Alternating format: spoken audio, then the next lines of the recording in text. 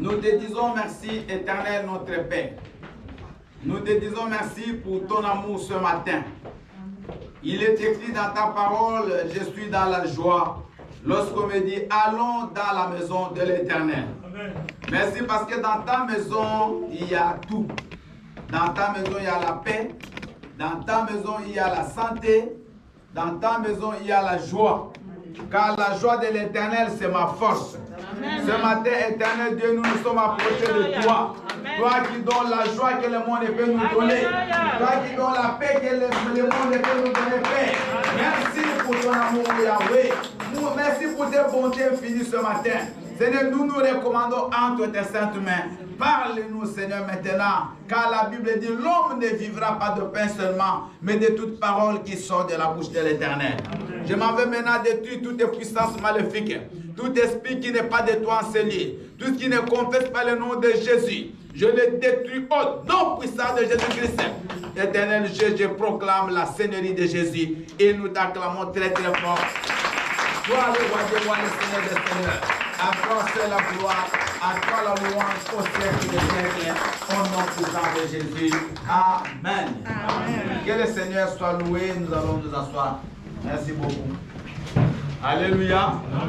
Bien-aimés, je bénis le Seigneur pour cette journée. Et je suis dans la joie pour votre présence. Alléluia. Alléluia. Bien-aimés, pendant la modération, nous avons prié beaucoup pour la maladie. Et c'est vraiment un sujet, c'est le Saint-Esprit qui a été avec Papa Richie. Que le Seigneur te bénisse, Papa. Amen. Parce que même quand je suis arrivé le matin ici, avant qu'on commence le culte, j'ai même prié pour deux personnes qui étaient déjà, qui ont même commencé à être malades en route pour venir, même pendant la semaine, il y a certaines personnes qui étaient malades aussi que vous n'avez pas vu aujourd'hui. Alléluia. Alléluia. Amen. Donc quand on donne des sujets, nous devons prier pour ces sujets, c'est très important. Mais le Seigneur est au contrôle, parce que dans le livre de 3 Jean 2, la Bible dit, bien-aimé, je souhaite que tu prospères à tous égards et que tu sois en bonne santé. Donc la bonne santé, c'est la volonté de Dieu. Amen. Bien-aimé, on ne peut jamais servir Dieu dans un corps qui est malade. Quelle que soit votre bonne volonté, quel que soit tout ce que vous pouvez faire, mais si vous êtes malade, vous serez limité. Vous pouvez avoir des projets de faire de grandes choses, mais si vous êtes malade, vous n'allez pas les faire. Amen. C'est pour cela que vous voyez, chaque fois nous prions toujours pour la guérison physique. C'est très important que le Seigneur puisse nous guérir chaque fois que nous sommes malades. Parce que le corps, il peut toujours tomber malade, mais le Seigneur, il est là pour nous guérir. Dites Amen. Amen. Nous allons lire pour notre méditation dans les psaumes premiers. Je crois que vous n'avez pas oublié, j'avais promis que chaque dimanche, je vous donnerai un passage à méditer pendant la semaine. Est-ce qu'il y a des gens qui ont médité les passages de la semaine passée, qui l'ont vraiment lu à la maison? C'était quoi? C'était quelle référence? C'était Psaume 18. Oui, Psaume 18, verset 3. Et quoi encore? Psaume 28, 7. Psaume 28, 7. Bien aimé, vraiment, je vous prie de méditer ça. C'est très important, ce qu'on vous donne. Ça va vous donner l'habitude de méditer la parole de Dieu régulièrement. Amen. Aujourd'hui, nous allons tous lire et on ne va pas commenter comme on le fait d'habitude, mais vous allez méditer à la maison. Psaume chapitre 1er. À 3, nous allons lire tous ensemble. Psaume chapitre 1er, donc tous les chapitres 1er, on va les lire.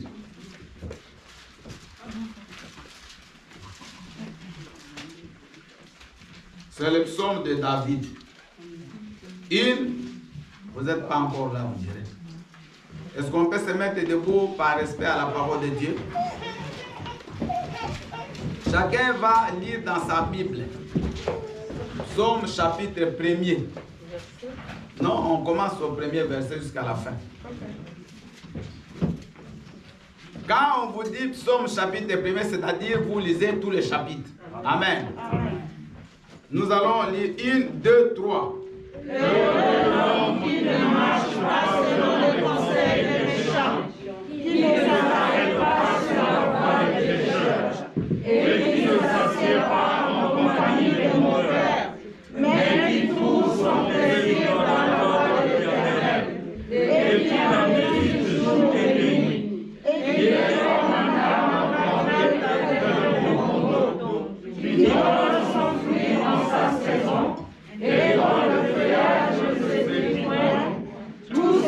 il fait une réussite. Il n'en est pas ainsi les méchants. Ils sont comme la paille que le vent dissipe. C'est pourquoi les méchants ne résistent pas au jour du jugement, ni les pécheurs dans l'assemblée des justes. Car l'Éternel connaît la voie du juste, et la voie des pécheurs mène à la ruine. Acclamons la parole du Seigneur. Nous pouvons nous asseoir. J'aimerais faire un petit commentaire, excusez-moi, au verset 5. C'est pourquoi les méchants ne résistent pas au jour du jugement. Mais écoutez la partie B. Ni les pécheurs dans l'assemblée des justes. Amen. Bien aimé, vous savez les gens qui marchent mal, souvent c'est rare que vous les voyez être ensemble avec les gens qui craignent l'Éternel. Oui. Même dans les églises. Vous allez voir certaines personnes qui se conduisent mal, ils critiquent toujours ceux qui se conduisent bien. C'est toujours comme ça. Cette église-là, ces gens-là.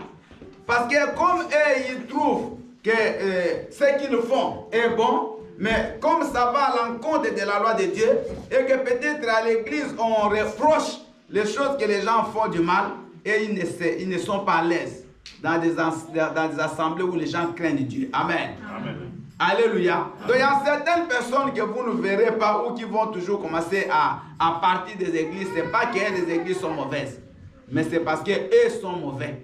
Amen. Parce qu'ils sont méchants. Et ils ne peuvent pas rester avec quelqu'un qui marche avec Dieu. Regardez même dans vos vies. Est-ce qu'aujourd'hui vous avez encore tous vos amis d'enfance? Non. Est-ce que vous avez tous vos amis de la jeunesse? Non. Pourquoi?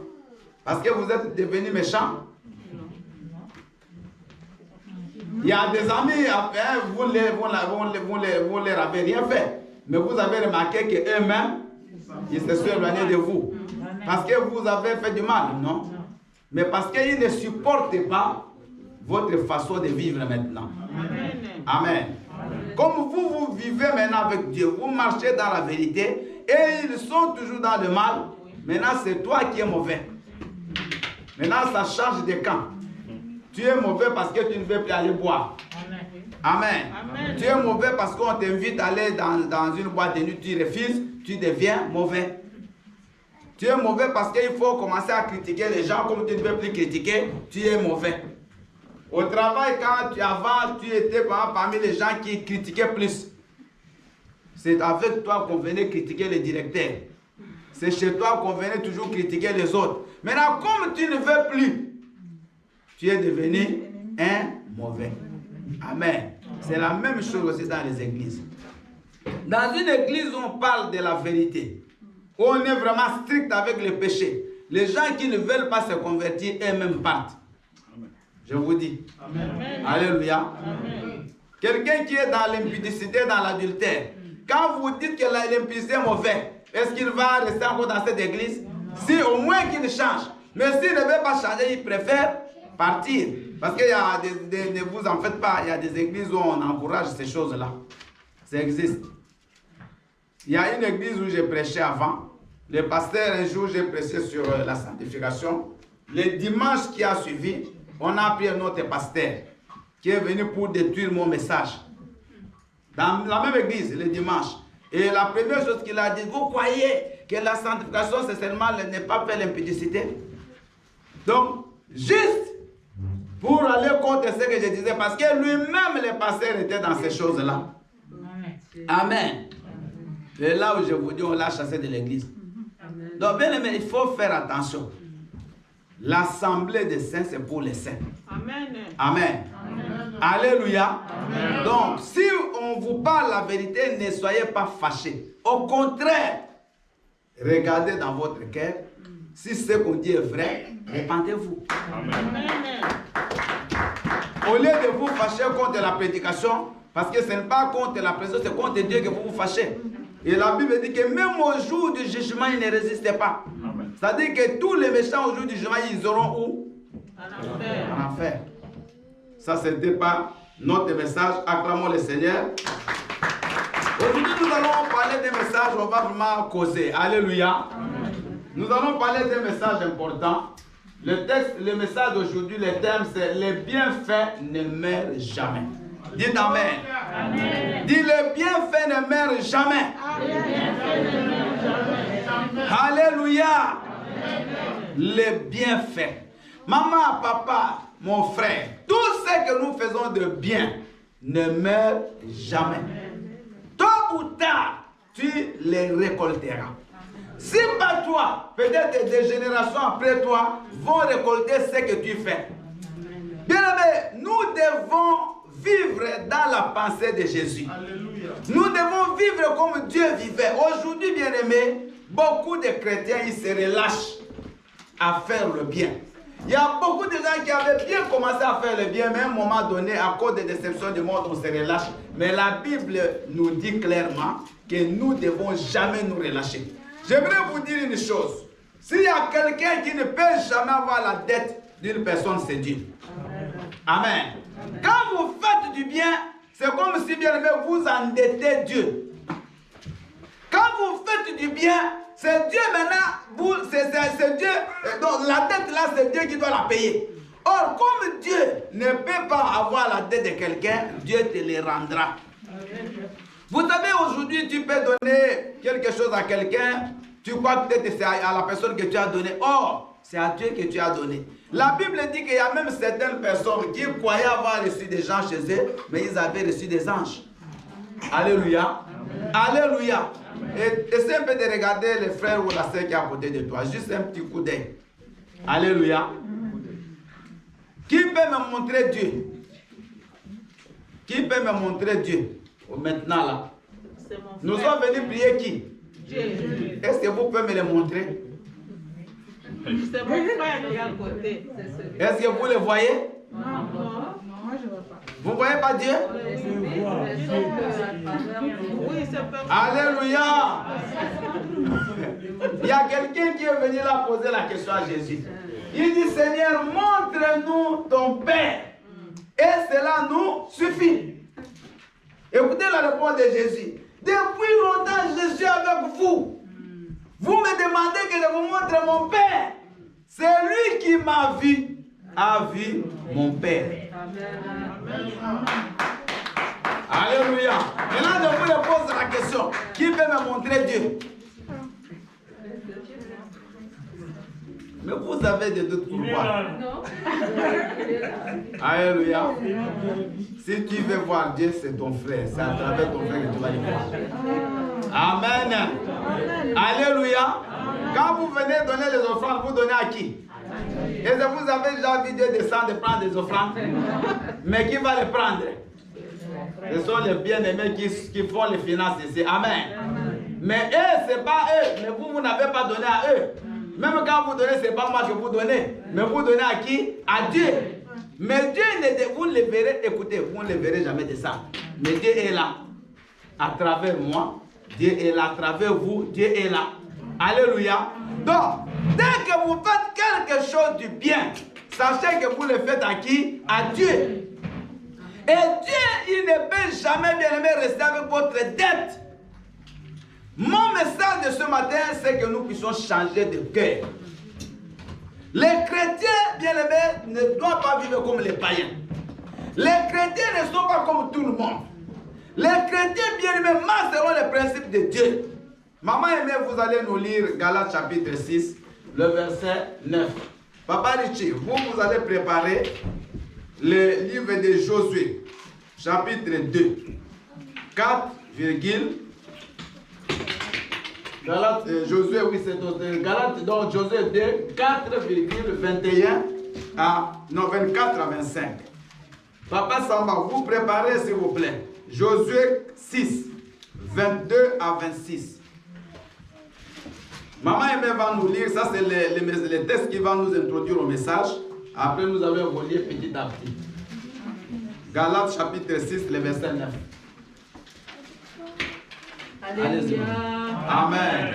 Nous lisons la parole de Dieu dans le livre de Galates, chapitre 6, verset 9, au nom de Jésus. Amen. Ne nous lassons pas de faire le bien, car nous moissonnerons au temps convenable, si nous ne nous relâchons pas. Alléluia. Ne nous lassons pas, c'est au tableau. Ne nous lassons pas de faire le bien. Ne nous lassons pas. Car nous moissonnerons, alléluia, au temps convenable. Cela veut dire quoi? Quand nous semons, quand nous faisons du bien, cela ne signifie pas que obligatoirement vous allez les récolter le lendemain. Alléluia. Mais la Bible dit au temps convenable. Aujourd'hui, quand vous semez une graine d'arachide, ce n'est pas le même jour que vous allez la cueillir, la récolter. C'est peut-être, je ne sais pas combien ça fait les arachides. 3 mois. Il y a un agronome, merci Papa Samba. Amen. C'est 3 mois, vous avez les arachides. Mais pendant les 3 mois là, bien aimé, vous n'allez pas commencer à pleurer. Vous n'allez pas commencer à aller dormir au champ. Vous regardez, vous attendez que ça germe. Vous savez qu'après 3 mois, vous allez manger vos arachides. Donc, quand nous faisons du bien, sachons que Dieu nous les rendra. Mais c'est au temps convenable. Bien, mais vous savez, il y a certains biens, tu donnes de l'argent, mais peut-être Dieu ne va pas te donner de l'argent. Il va te donner autre chose que l'argent. Peut-être plus que l'argent. Amen. Aujourd'hui, vous êtes malade. Vous tombez en cours de route, mais vous faites beaucoup de bien. Bien, mais une personne peut passer et il vous prend. Moi, ma fille, il n'y a pas longtemps, j'ai même dit à certaines personnes, bien, elle était mourante en Tunisie. Mourante. On nous appelle, vous sentez que le souffle de l'enfant était en train de partir, qu'elle a fait une crise d'asthme aiguë. Elle n'avait plus l'air, l'oxygène, bien aimé, c'était en direct, nous on n'a pas dormi, jusqu'à le matin, on priait, mon épouse pleurait même. Et quand ils sont sortis, comme il y a le couvre-feu, il y a quoi ça? Le confinement, aucune voiture à 2 h du matin. Ils sont arrivés là en cours de route. Il n'y a personne, il faut aller à l'hôpital. Une voiture passait. Alléluia. Amen. Il y a même maman qui dit, ils ont dit, il y a une voiture qui passe, arrêtez la voiture. Amen. Et la personne là les a pris jusqu'à l'hôpital. Mais moi, cette personne, je ne la connais pas. Amen. Mais le bien que nous faisons, nous on a transporté beaucoup de gens dans notre voiture. Dieu nous l'a rendu là-bas. Aujourd'hui, ma fille est en bonne santé. Alléluia. Bien m'écouter. Ne nous lassons pas, c'est-à-dire ne te fatiguez pas. Mais j'aimerais vous dire que vous serez souvent aussi déçus quand vous faites le bien. Beaucoup de gens à qui vous ferez le bien, ce sont les mêmes qui vont même vous planter un couteau dans le dos. Ça, je vous dis, c'est vrai. Mais vous ne vous lassez pas. Les gens qui vous déçoivent le plus, ce n'est pas les gens à qui vous avez fait du mal, mais souvent les gens à qui vous avez fait du bien. Amen. Les gens que vous avez supportés quand ils n'avaient rien, c'est ces gens-là, quand ils deviennent des personnes, ils ne vous voient même pas. Amen. Mais vous, ne vous lassez pas. Amen. Vous comprenez? Amen. Parce que quand l'apôtre Paul dit ne vous lassez pas, parce qu'il a remarqué que les gens se relâchaient beaucoup pour faire le bien. Si nous continuons à faire le bien, la Bible dit, nous ferons quoi? Nous moissonnerons. Bien aimé, la moisson ne passe pas. J'ai parlé de ça il n'y a pas longtemps, quand j'ai donné le livre de Genèse 8, 22. J'avais dit, il y a toujours un temps de semences et le temps de la moisson, et ce temps ne passera pas. Donc, tout ce que vous faites du bien, vous le moissonnerez au temps convenable. Il y a beaucoup de gens qui ont fait du bien qui sont morts. Mais aujourd'hui, leur progéniture commence à bénéficier de cela. Alléluia. Alléluia. Nous avons des gens, même certains politiciens dans la vie, qui ont fait des choses qui ont marqué la nation. Ils sont déjà morts, mais jusqu'à aujourd'hui, leurs enfants, leurs petits-enfants sont toujours honorés. Donc, ici, nous allons voir quelques cas de personnes qui ont fait le bien et ce qu'ils ont récolté. Alléluia. Amen. Nous allons voir le premier cas. C'est ça, c'est là où on va lire. C'est le cas de Rahab. Papa Richie, vous commencez. Nous lisons la parole de Dieu dans le livre de Josué 2 à 4, 21 à 23-24. La femme prit les 2 hommes et les cacha. Et elle dit, il est vrai que ces hommes sont arrivés chez moi, mais je ne savais pas d'où ils étaient. Verset 23. Les 2 hommes s'en retournèrent, descendirent de la montagne et passèrent le Jourdain. Ils virent auprès de Josué, fils de Nun, et lui racontèrent tout ce qui leur était arrivé. Ils dirent à Josué, certainement, l'Éternel a livré tout le pays entre nos mains, et même tous les habitants du pays tremblent devant nous. Parole de l'Éternel. Papa Samba, s'il vous plaît. Nous lisons la parole de Dieu dans le livre de Josué au chapitre 6. 22 à 26. Du verset 22 au verset 26, je lis au nom de Jésus. Amen. Josué dit aux 2 hommes qui avaient exploré le pays, entrez dans la maison de la femme prostituée et faites-en sortir cette femme et tous ceux qui lui appartiennent, comme vous le lui avez juré. Les jeunes gens, les espions, entrèrent et firent sortir Rahab, son père, sa mère, ses frères et tous ceux qui lui appartiennent. Ils firent sortir tous les gens de sa famille et ils les déposèrent hors du camp d'Israël. Ils brûlèrent la ville et tout ce qui s'y trouvait. Seulement ils mirent dans le trésor de la maison de l'Éternel l'argent, l'or et tous les objets d'airain et de fer.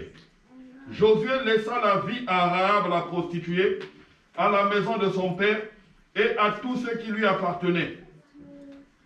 Elle a habité au milieu d'Israël jusqu'à ce jour, parce qu'elle avait caché les messagers que Josué avait envoyés pour explorer Jéricho.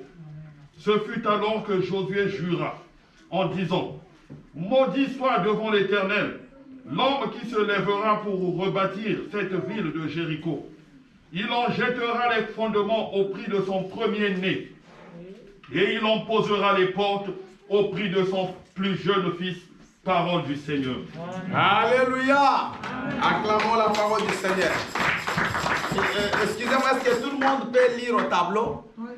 Donc, on va plus lire. Vous allez juste, on va commencer à projeter les textes au tableau. Amen. Pour gagner du temps. Donc, je disais ceci. Nous allons voir quelques cas des personnes qui ont fait du bien et ce qu'ils ont récolté. Parce que si on prend seulement les thèmes là, c'est comme si ce sont des théories. Mais nous voulons voir aussi des cas pratiques. Amen. Amen. Le premier cas, c'est le cas de Rahab. Rahab était une prostituée qui vivait dans la ville de Jéricho. Suivez très bien, une prostituée, une femme de mauvaise vie, une femme qui faisait le mal, une femme qui faisait fuir les maris des autres. Mais quand les enfants d'Israël devraient aller espionner la ville de Jéricho, on a envoyé 2 espions. Et les espions, quand ils entrent, c'est Rahab, cette prostituée, qui va les cacher dans sa maison. Amen. Amen. Une femme de mauvaise vie qui va cacher ces gens dans sa maison. Et le roi va prendre, le roi de Jéricho, que Rahab a caché 2 personnes chez lui. Et le roi vient jusque chez Rahab. Il va dire, fais-nous sortir ces gens-là. Donc cela signifie quoi? S'ils sortaient, c'est pour qu'on les tue. Mais Rahab va cacher ces espions bien au péril de sa propre vie. Elle va les mettre au-dessus du toit. Elle va les cacher là-bas. Et elle va mentir. Je ne dis pas que les mensonges c'est de Dieu. Mais elle va mentir pour sauver la vie des enfants d'Israël. Vous savez, Dieu, la Bible dit, Dieu peut même sacrifier l'Égypte pour toi. Amen. Dieu peut même tuer une personne pour que toi tu vives. Amen. Donc vous n'allez pas dire que Dieu est méchant. Alléluia. Amen. Maintenant, Rahab, quand elle cache ces gens-là, après, les gens ils devaient rentrer chez eux et ils vont faire un deal avec Rahab. Que les jours où nous allons revenir pour prendre cette ville, on ne va pas te ôter la vie. Et quand ils repartent, après ils sont venus, bien aimés, vous connaissez l'histoire de Jéricho, comment le mur est tombé, comment Israël a pris possession de cette ville. Bien aimé, Rahab, seule, et sa famille n'ont pas été tués. On a tué tout dans la vie de Jéricho, sauf Rahab, son père, sa mère, ses frères et toute la maison de son père. Acclamons le Seigneur. Bien, mais regardez les bienfaits de Rahab.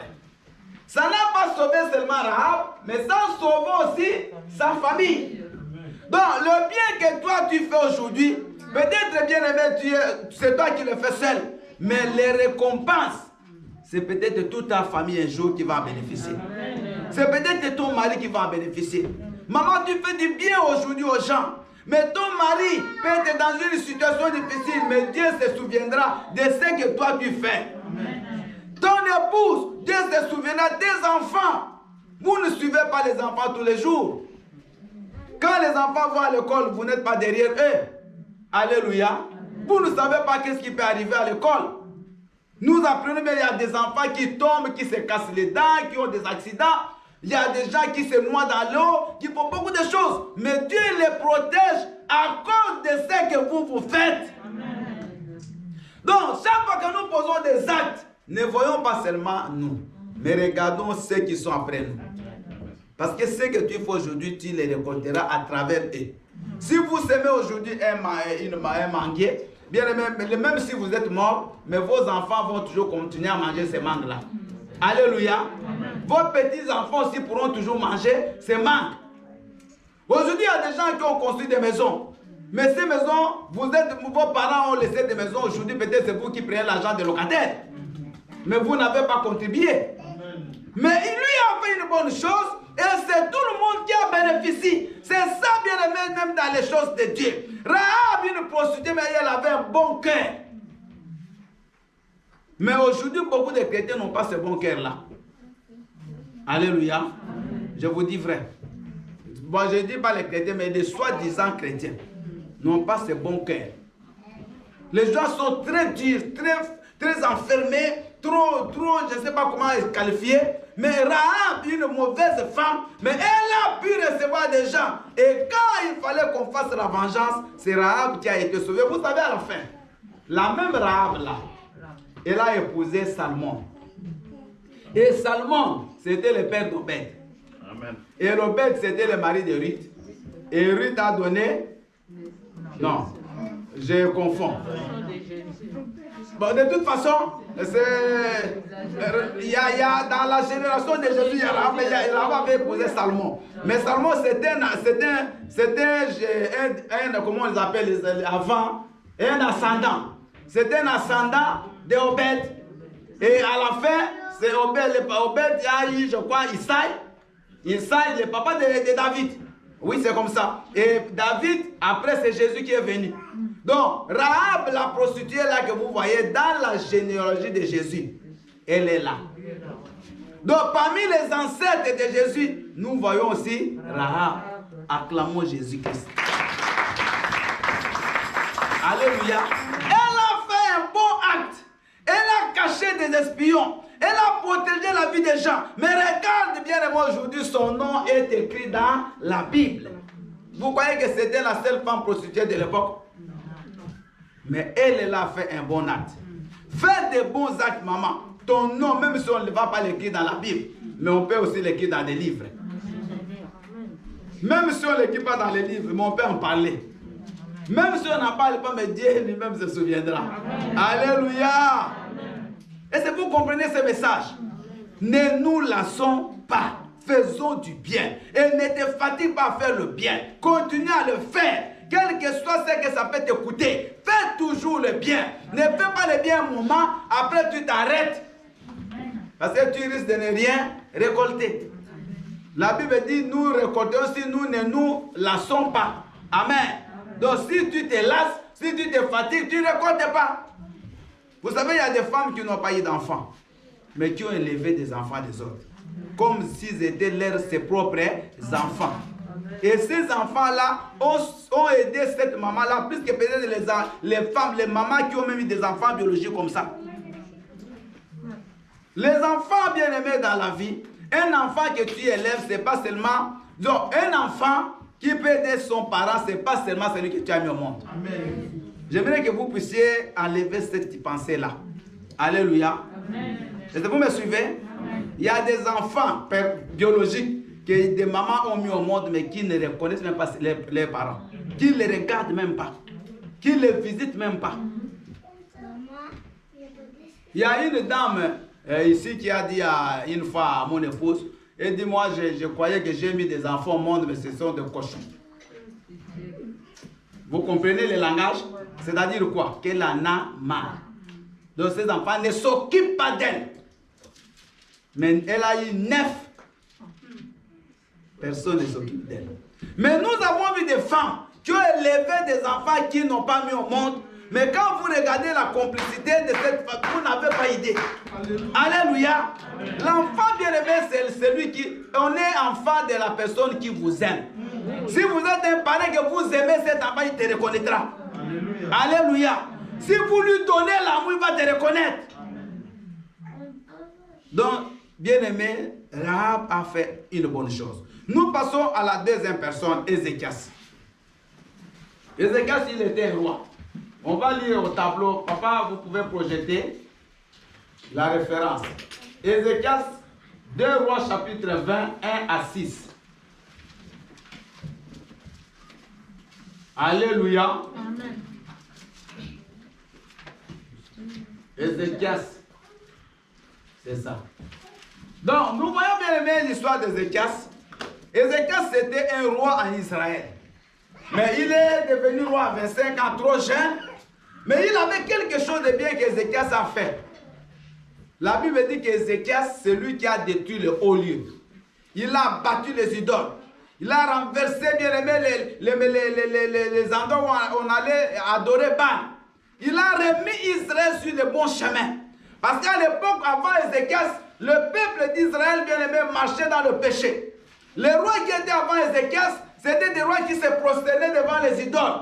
Et la colère de Dieu s'est enflammée dans le pays d'Israël. Mais quand Ézéchias lui prend le pouvoir, il va mettre Israël sur le chemin de l'Éternel. Amen. Il va même abattre le serpent des reins. Vous connaissez le serpent des reins? C'est Moïse qui l'avait fait quand ils étaient dans le désert.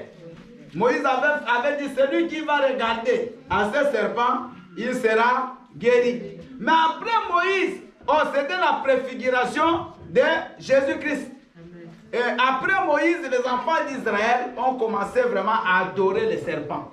Ils ont commencé à aller même offrir des parfums et à faire des rituels devant ces serpents-là, qu'ils ont même donné un nom. Il est devenu leur Dieu. C'est Ézéchias qui a brisé le serpent des reins en question. Un jour, dites un jour, Dieu va envoyer le prophète Ésaïe. Il dit, va dire à Ézéchias qu'il va mourir. Parce qu'Ézéchias avait une plaie, une grosse plaie à la jambe, une gangrène. Et Dieu dit, c'est Dieu qui parle. Il dit au prophète Ésaïe, il dit à Ézéchias, il va mourir, qu'il se prépare. Et la réaction d'Ézéchias était très très bonne. Ézéchias, malgré qu'il a reçu le message de Dieu, mais il n'a pas voulu mourir. Amen. Dit, je ne mourrai pas. Je vivrai. Et je raconterai les merveilles de l'Éternel. Maman, tu ne mourras pas. Papa, tu ne mourras pas. Parce que tu as encore un travail à faire pour Dieu. Tu dois bien aimer travailler et faire ce que Dieu t'a envoyé sur la terre. Tu as des enfants à mettre au monde, tu ne vas pas mourir. Tu as des enfants à voir grandir, finir les universités, devenir des ministres et présidents de la France. Tu ne vas pas mourir. Alléluia. Ézéchias dit, papa, écoutez la prière d'Ézéchias. La Bible dit, Ézéchias tourna ses yeux vers le mur. Il dit ceci, Père, souviens-toi. Souviens-toi de tout ce que j'ai fait pour toi. Amen. Alléluia. Bien, mais cette prière-là, c'est une prière très forte. Ézéchias n'a pas prié 2 minutes, pas 5 minutes. Ézéchias n'a pas gêné. Il ne s'est pas roulé au sol, non. Il s'est tourné là, dit seulement, Seigneur, souviens-toi. Alléluia. La Bible dit, Ésaïe qui sortait déjà, n'était même pas sorti de la cour le message il tombe. Esaïe retourne et dit à Ézéchias, je lui ajoute 15 ans. Acclamons le Seigneur. Alléluia. Bien-aimé, Ézéchias a montré à Dieu les choses qu'il a faites pour lui. Quand tu seras dans les difficultés, ma soeur, mon frère, tu pourras simplement montrer à Dieu qu'est-ce que tu fais. C'est là le grand problème. Qu'est-ce que toi tu montreras à Dieu? Quand tu es dans des difficultés. Vous savez, il arrive des temps où tu n'as même pas la force de prier. Il arrive des temps où tu es vraiment abattu. Tu as des problèmes, tu es malade, tu es sur le lit d'hôpital. Tu n'as pas la force de gêner. Mais tu peux parler. Seigneur, souviens-toi. Alléluia. Il va se souvenir de quoi? Tu es avec ton mari. Vous avez souffert. Mais tu peux dire à ton mari un jour, souviens-toi, les fils que poussé que j'avais fait. Mais si tu n'avais rien fait, il va se souvenir de quoi? Alléluia. Alléluia. Moi, si ma femme me dit, mais chérie, souviens-toi, quand tu n'avais pas de papier. C'est 5 ans de souvenirs. Alléluia. Mais je vous dis vrai. Parce que ce qu'elle me dit, c'est vrai. Donc je ne veux pas je ne veux pas beaucoup raisonner parce que je connais. Alléluia. Une fois, elle a rencontré une femme qui est venue lui dire, une maman de l'église. Il dit, mais maman, parce que tu sais qu'il y a des gens qui disent, elle aussi, je crois qu'elle était dans le groupe. Il y a des gens qui disent que toi, tu commences pour ton mari par les tickets du bus, jusqu'à je ne sais pas quoi là. Donc vous comprenez tout. Amen. Elle a dit, qu'est-ce que ça fait? Même si je commence, c'est mon mari. Alléluia. Donc je n'ai jamais oublié ça. Amen. Si moi, un homme, je peux me souvenir, et Dieu, si ta mère te dit, souviens-toi, quand tu étais malade, je t'avais amené à l'hôpital. Tu étais dans mon ventre pendant 9 mois. Même si c'était 6, 7, c'est pas grave. Mais tu étais quand même là. Alléluia. Parce que tous les enfants ne naissent pas à 9 mois. Il y a certains qui naissent à 7 mois, à 6 mois, à 8 mois, même 10 mois aussi. 11. Donc ça dépend. Mais quelle que soit la durée, tu es passé quand même par le ventre de ta mère. Alléluia. Même si on te met dehors, une vitre, mais on va te remettre là-bas. Bien aimé, écoutez. Si ta mère dit souviens-toi, tu vas te souvenir. Alors tout ce que nous faisons à Dieu, bien aimé, un jour, tu pourras dire, Seigneur, souviens-toi de moi. Alléluia. Même si tu ne le dis pas, Dieu lui-même se souviendra. Alléluia. Amen. Il est vivant. Vous ne jetez rien. Tout ce que vous faites, maman, vous ne jetez pas. Écoutez, qu'est-ce qui se passe? Quand vous faites du bien, il y a des livres devant le Seigneur. Il y a un livre qu'on appelle des livres de la vie. Ces livres-là, on écrit le nom des personnes quand tu reçois Christ. On écrit ton nom dans les livres de vie. Et ces livres-là, c'est ça le livre, la Bible dit, j'ai vu des livres ouverts, des livres de vie. Et ces livres, si ton nom n'est pas là-bas, tu n'iras pas au ciel. Mais il y a un autre livre, c'est le livre des souvenirs. Dans ce livre, quand vous faites de bonnes choses, les anges écrivent tout ce que vous faites. Et Dieu, il se souvient toujours, regarde ces livres-là. Alléluia. Vous savez, tout ce qui se fait au ciel, c'est ce qui se fait sur la terre. Même sur la terre, quand tu fais du bien, quand tu as, exemple, sauvé quelqu'un d'un problème, un jour, il va se souvenir de vous. Quand tu as aidé quelqu'un à avoir des titres de séjour, un jour, il se souviendra de toi. Alléluia. Quand tu as aidé quelqu'un à avoir un travail, un jour, il se souviendra de toi. Bien aimé, mais si l'homme se souvient, donc Dieu ne peut jamais oublier tes bienfaits. Il écrit tout dans son livre de souvenirs. Un jour, il va l'ouvrir pour toi. Vous connaissez l'histoire de Mardoché. Mardoché avait sauvé le roi Artaxerxès, bien aimé, de l'attentat. Mais le roi ne savait pas. Les gens, mais pourtant, ils avaient écrit dans les chroniques. Un jour, le roi n'a pas eu sommeil. Pendant qu'il n'a pas eu sommeil, il dit, bon, amenez-moi les chroniques. On lui amène les livres, dans les livres, on écrit tout ce qui se passe. Quand il commence à lire, il va tomber sur l'histoire de Mardoché. Où Mardoché lui avait sauvé la vie, mais il n'a jamais su. Il a dit, tiens, mais comment? Il y a quelqu'un qui m'a sauvé la vie, moi je ne sais pas. Et le matin, il appelle le premier ministre Aman. Il lui dit, qu'est-ce que le roi peut faire pour la personne qu'il va honorer? Aman croyait que c'était lui. Alléluia. Le roi dit, Aman commence à dire, non, tu vas ôter ton anneau, tu lui mets.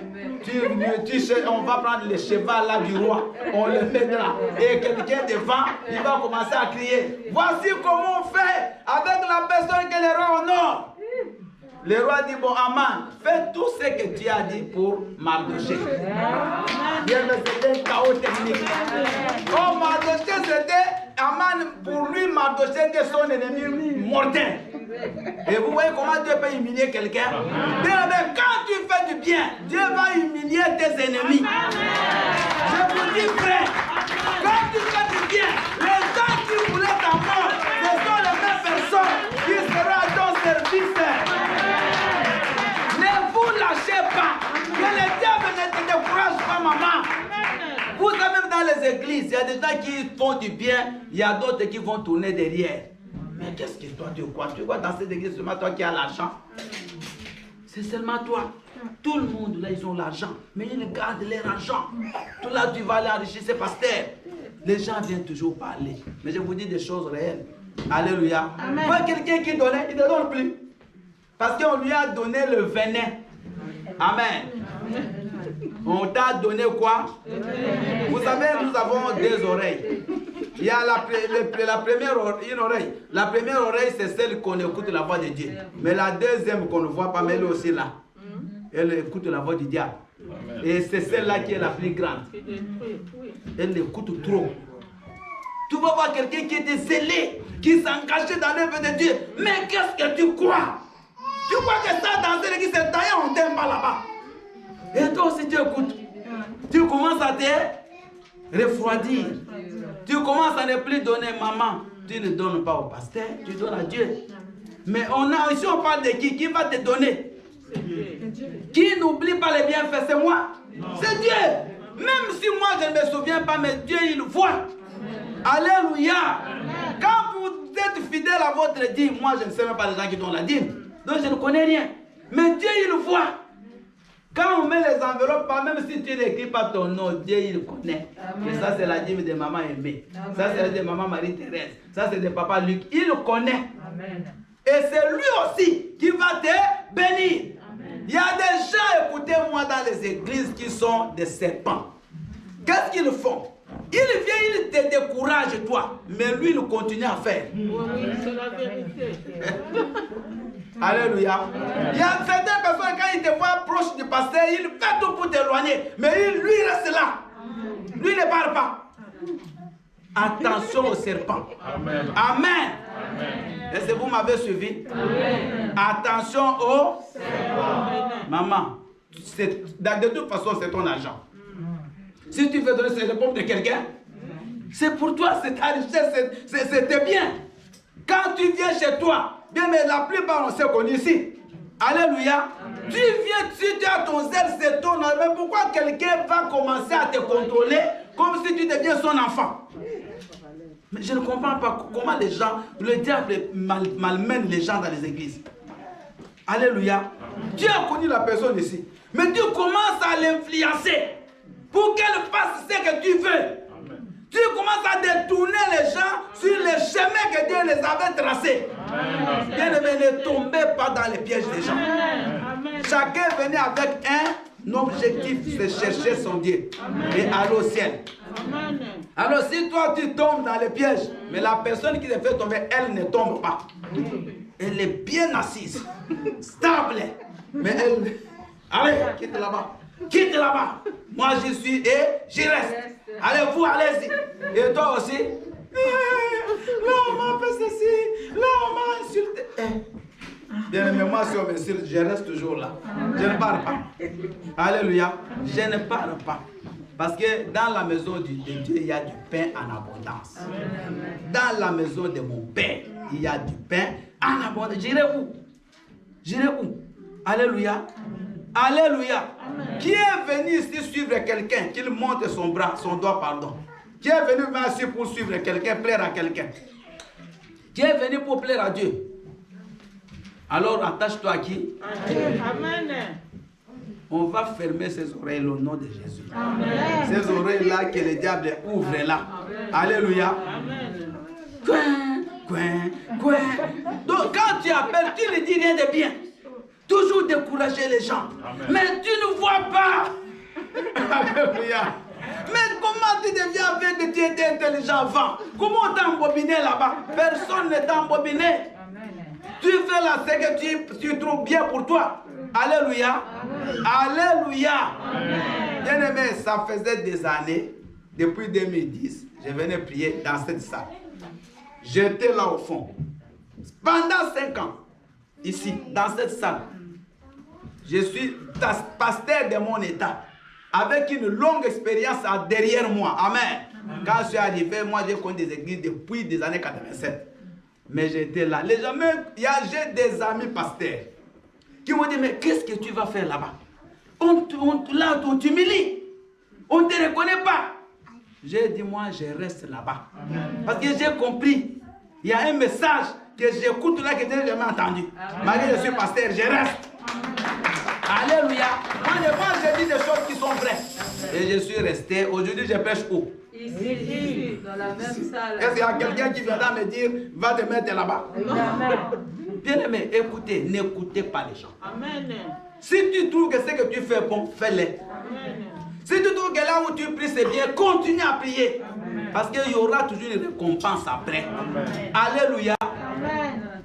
Et Ézéchias, bien aimé, il a vu la gloire de Dieu. On passe au 3e cas. Le cas de Corneille. Acclamons pour Corneille. Alléluia. Et vous allez voir, Rahab, c'est une païenne. Corneille aussi n'était pas même un juif. Alléluia. Corneille, le texte, il est au tableau.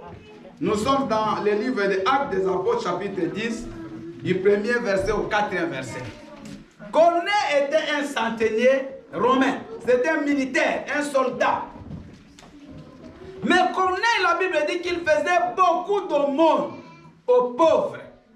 Et il aidait le peuple juif, le peuple d'Israël. Lui, c'était un Romain. À l'époque, Israël était colonisé par Rome. Amen. Alors, excusez-moi, il y avait même le gouverneur Pilate, c'était un Romain. Il y avait beaucoup de chefs qui étaient des Romains, mais qui géraient en Israël. Et lui, il était dans la ville de Césarée. Il était le chef du contingent militaire des Romains qui était dans la ville de Césarée. Mais malgré son état, malgré qu'il n'était pas un enfant juif, malgré qu'il n'était pas un enfant d'Israël, mais il faisait du bien. La Bible dit qu'il faisait du bien au peuple. Les aumônes, c'est l'argent qu'on donne ou les lettres qu'on donne aux pauvres. Alléluia. Il aidait les pauvres, il aidait les nécessités. Un jour, dit un jour. Pendant que Corneille priait, parce qu'il priait beaucoup, il priait, il n'avait jamais entendu la voix de Dieu. Mais ce jour-là, pendant qu'il prie, il voit une vision, il voit l'ange de l'Éternel. Écoutez ce que l'ange va dire à Corneille. Il dit, Corneille, l'Éternel s'est souvenu de tes prières et il a vu tes aumônes. Acclamons le Seigneur. C'est là où moi j'ai compris que donc il arrive aussi des temps où Dieu ne voit même pas nos prières. Amen. Parce que la Bible dit que ce jour-là, on lui a dit que l'Éternel s'est souvenu de tes prières. Un jour, Dieu se souviendra de ce que tu fais, maman. Amen. Il se souviendra de ce que tu fais, ma soeur, mon frère. Ne te décourage pas. Au Corneille, pendant qu'il donnait, il n'attendait rien. Il faisait toujours du bien. Il faisait du bien, mais ce jour-là, l'ange va lui donner le message que l'Éternel s'est souvenu de tes aumônes. Donc le bien que tu fais, Dieu se souviendra de toi. Et vous savez, Dieu se souvient toujours quand tu es dans le malheur. Quand tu en as besoin maintenant. Alléluia. Bien, mais moi j'ai hébergé presque 11 personnes dans ma maison quand j'étais en Afrique. 11 dans ma maison, j'avais une grande maison, j'ai travaillé, j'avais un bon poste aux finances. Et j'ai pris des gens comme ça, j'ai fait voyager des gens qui passaient par là, parce que c'était un port international, pour aller en Angola, souvent les gens passaient par là. Bien, je ne sais pas combien de gens j'ai bergé chez moi, j'ai nourri, que j'ai moi-même payé les billets pour qu'ils partent en Angola, sans rien demander. Amen. Mais depuis que j'avais quitté ma maison en Afrique, je n'ai jamais dormi dehors. J'ai fait ce constat-là. Depuis que moi j'avais quitté chez moi là, je suis parti en Angola, je suis venu en Europe, je n'ai jamais dormi dehors. J'ai toujours eu même chez les gens une chambre à moi. Et c'est là où j'ai compris que ce que je faisais là, je l'ai aujourd'hui récolté.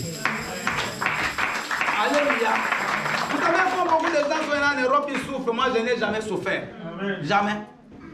Donc, Dieu, que vous voyez là, il ne reste jamais avec une dette.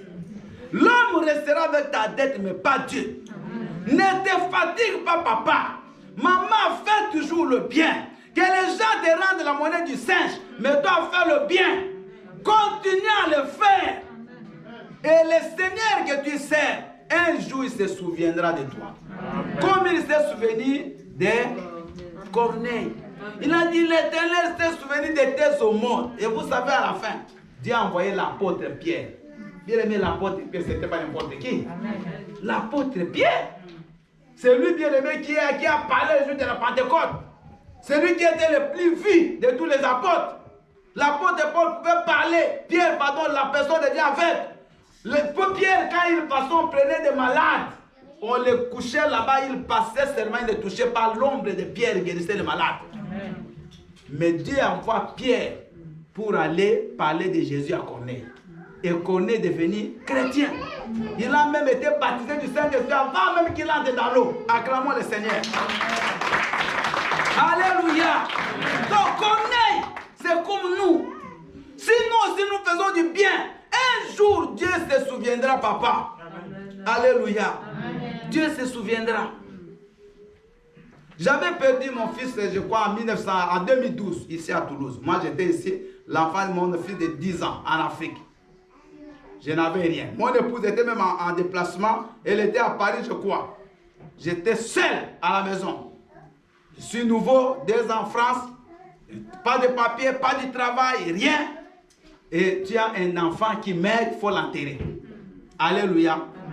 Bien aimé, la même nuit là, parce que j'ai reçu la nouvelle, j'avais reçu à 22 h. Il y a un frère qui m'appelle. Il est maintenant rentré en Afrique. Il dit, pasteur, tu es avec qui? Je dis, non, je suis seul, maman n'est pas là. Il dit, j'arrive. Et il avait une fiancée, ils sont venus, ils ont passé la nuit avec moi. Le matin, mon épouse est rentrée. Et il y a ma fille de Paris qui est venue. Quelques personnes bien aimées. Il y a des bien-aimés d'une église où j'allais prêcher qui se sont mobilisés le même jour. Ils m'ont donné 600 €, j'ai envoyé enterrer l'enfant. Je n'avais rien. Amen. Amen. Mais les bienfaits que j'ai fait dans ma vie ont enterré mon fils. Bien aimé, écoutez, il y a des moments où toi-même tu n'auras rien. Tu as peut-être toujours dit quelque chose, mais un jour là, tu es bloqué, tu te retrouves devant un mur.